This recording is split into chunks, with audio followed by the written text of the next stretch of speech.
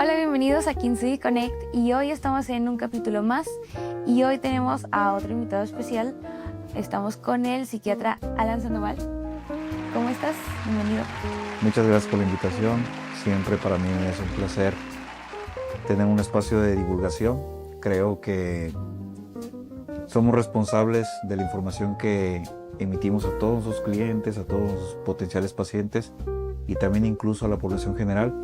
Y es una gran responsabilidad informar y aplaudo siempre que existan esos espacios para poder tener la vocación de informar, pero siempre desde la responsabilidad.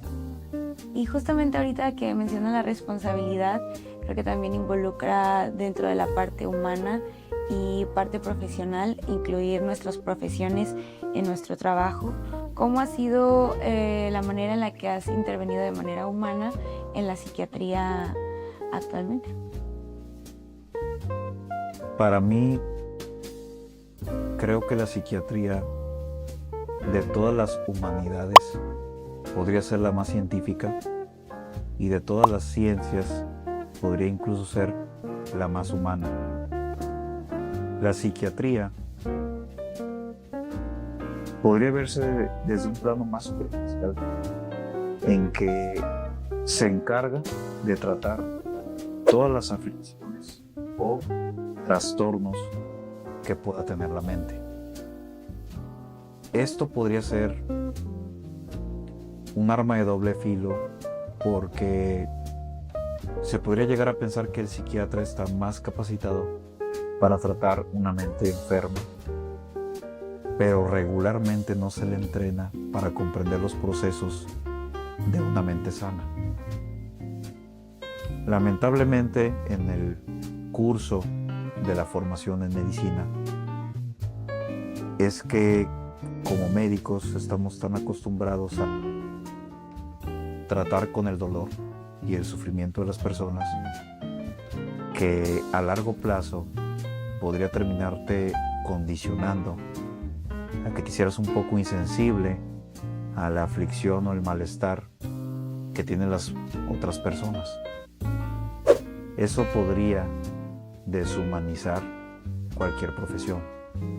Sin embargo, en psiquiatría, al estar más de cerca al dolor y al sufrimiento emocional, podríamos preocuparnos más por nuestros pacientes, más allá del malestar o el dolor. Sin embargo, corremos el riesgo de que por la misma fatiga, por compasión, dejemos de tratar al paciente como una persona y podamos empezarlo a tratar más como a otro paciente. Entonces, no creo que solo tenga la psiquiatría este problema. Creo que este problema puede ser más en general, con la mayoría de especialidades, en que entre más contacto estás con el dolor, pero no existe una adecuada contención, te puedes empezar cada vez más a deshumanizar y a tratar diferente a los pacientes. Creo que hablar desde la experiencia personal es el nivel más bajo de conocimiento. Que esté hablando yo de mi experiencia como psiquiatra no significa que esto sea la norma de cómo sucede la psiquiatría por fuera, sino más bien en cómo lo he vivido yo como psiquiatra y cómo lo he sentido y qué experiencias me han permitido replantearme cómo estoy trabajando, incluso cómo ayudo a los pacientes o qué cosas he aprendido también de ellos. Pero creo que actualmente la psiquiatría está abarcando cada vez más otro tipo de terapias e incluso tratamientos alternativos. Y lejos de dividir, creo que esto nos ayuda a cooperar más con otros profesionales de la salud mental, por ejemplo, psicología, porque al final de cuentas todo el beneficio es para los pacientes. ¿Cómo has visto que sería el mejor o el más adecuado procedimiento en el que una persona podría iniciar un proceso psiquiátrico? Punto ahorita que lo mencionas también, que involucra también más profesionales dentro de todo este proceso tanto psíquico como médico y humano. Claro. Yo lo veo de la siguiente forma. Para mí,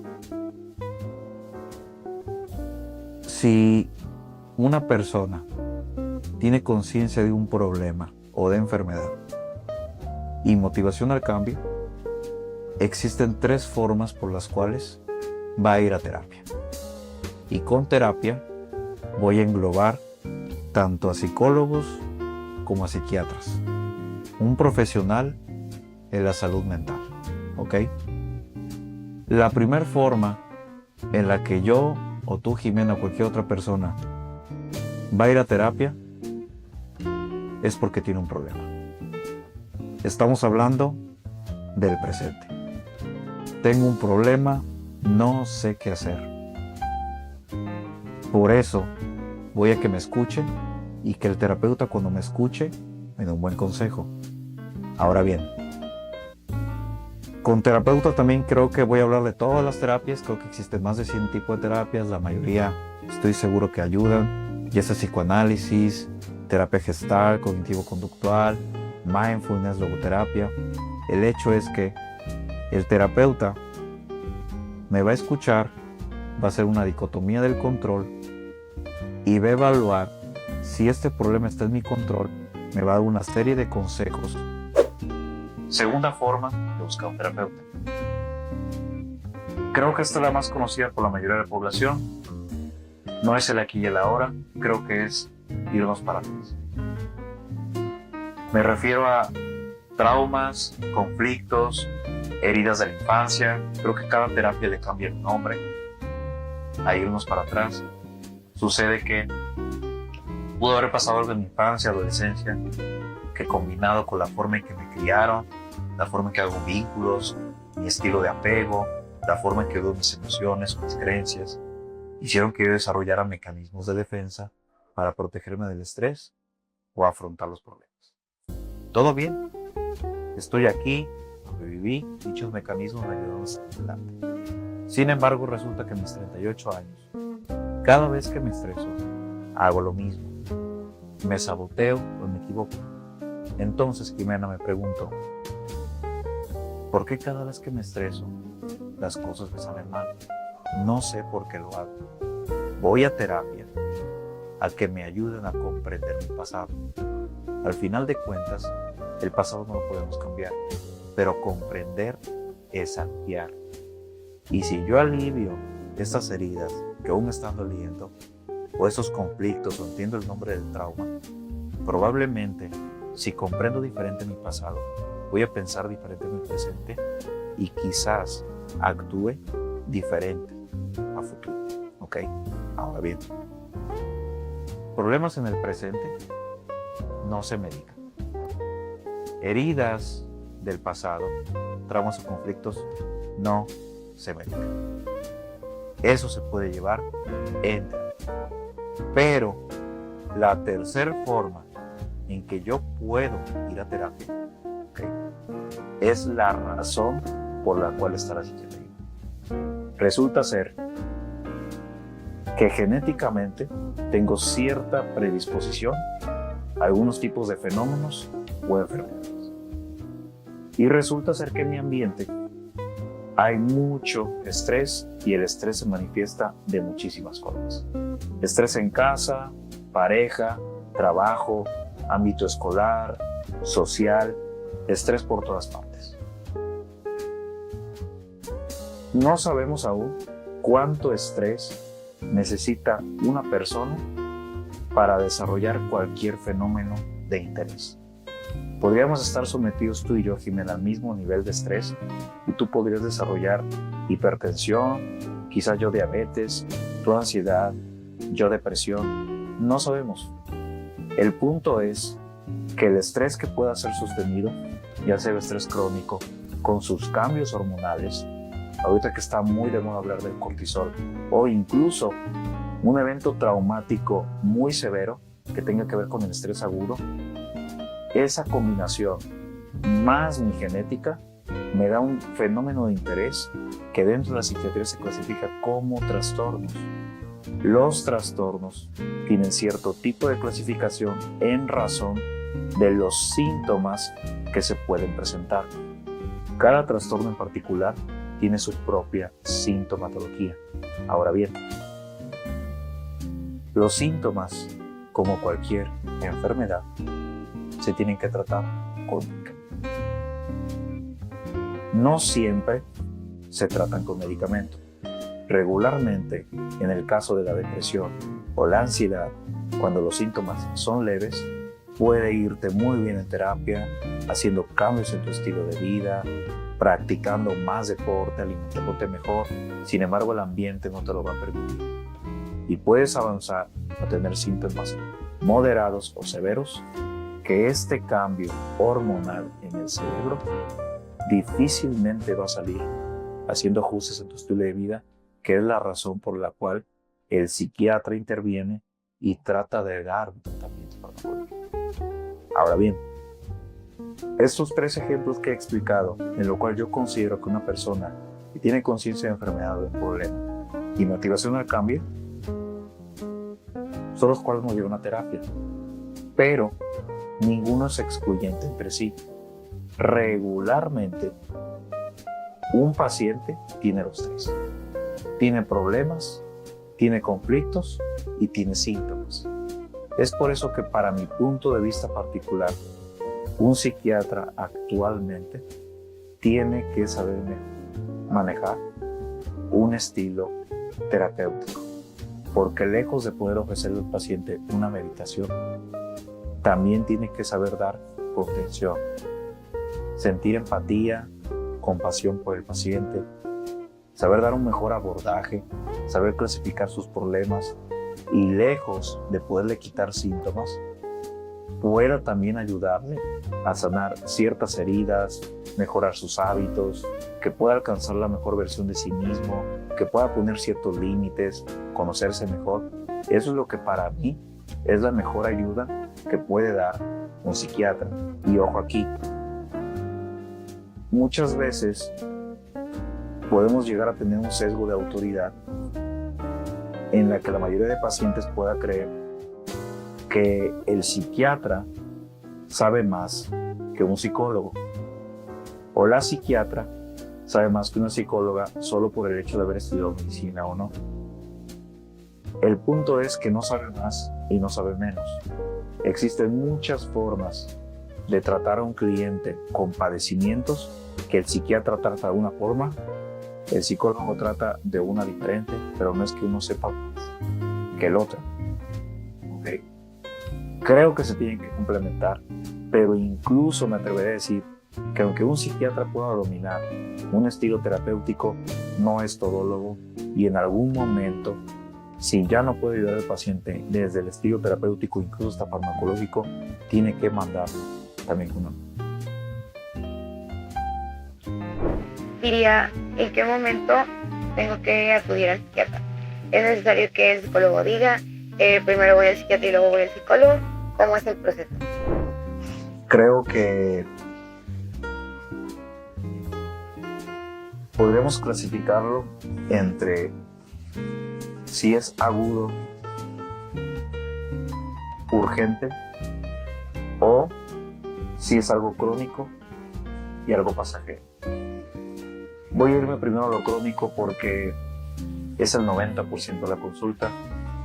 Contrario a lo que la mayoría de las personas creen, no vemos tantos pacientes urgentes. Eso es otro tipo de atención, pero vamos a irnos un poco más a lo crónico. Ahora bien, la mayoría de pacientes, independientemente de su diagnóstico, y aquí puede entrar estrés postraumático, depresión, ansiedad, trastorno bipolar, esquizofrenia, al principio puede haber cierto tipo de alteraciones. Lo más habitual es fijarnos en los afectos. ¿Cómo está la persona emocional? El parámetro principal es la labilidad emocional.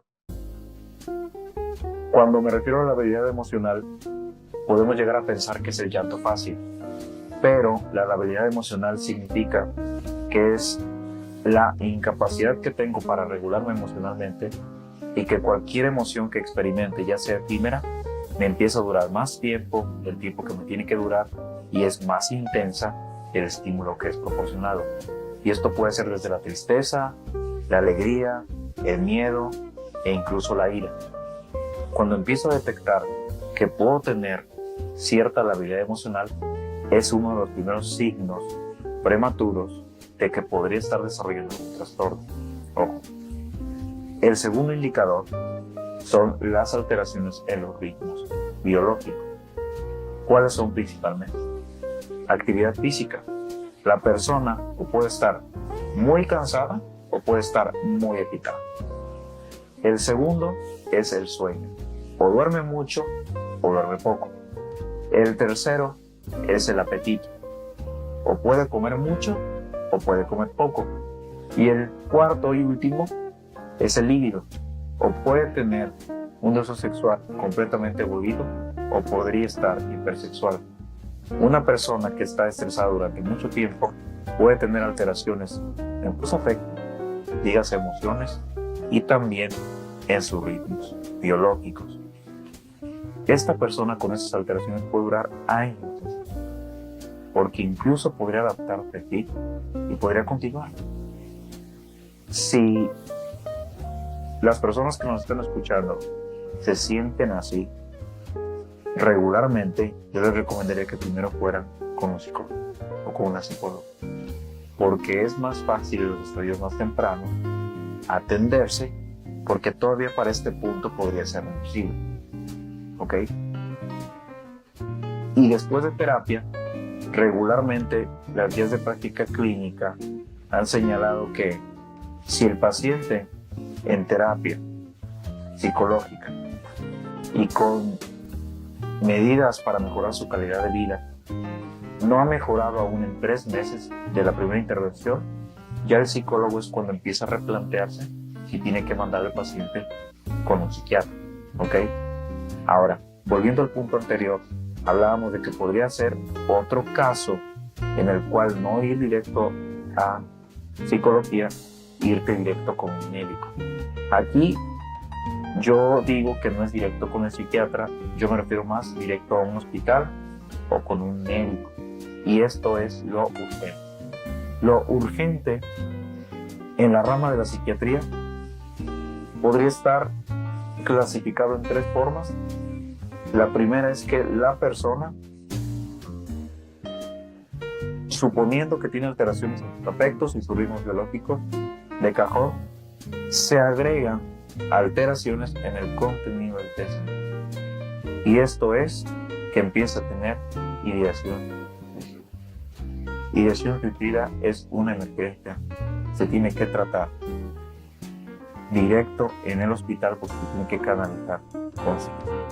Muchos psicólogos también pueden detectar las fantasías de muerte que son la antesala de la ideación suicida y detectan al paciente y también lo mandan a psiquiatría. ¿Okay? Segundo punto. El paciente está psicótico. ¿Y qué significa que esté psicótico? Ha perdido completamente el marco de la realidad. Tiene alteraciones en la sexopercepción, lo cual es tener alucinaciones.